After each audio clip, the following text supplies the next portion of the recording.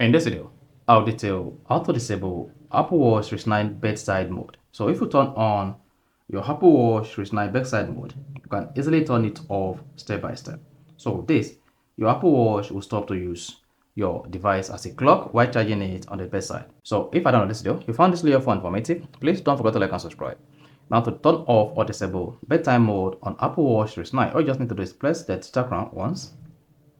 Then once you click on that, locate the settings icon on the app menu, click on it. Now scroll down and click on general. On the general page, you want to scroll down, so just keep scrolling until you get to bedside mode, click on that. Then toggle this off. Once you disable the bedside mode, this is going to disable or turn off your Apple Watch bedside mode.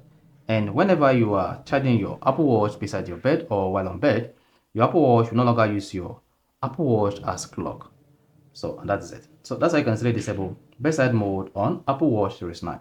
Found this video helpful and informative? Please don't forget to like and subscribe.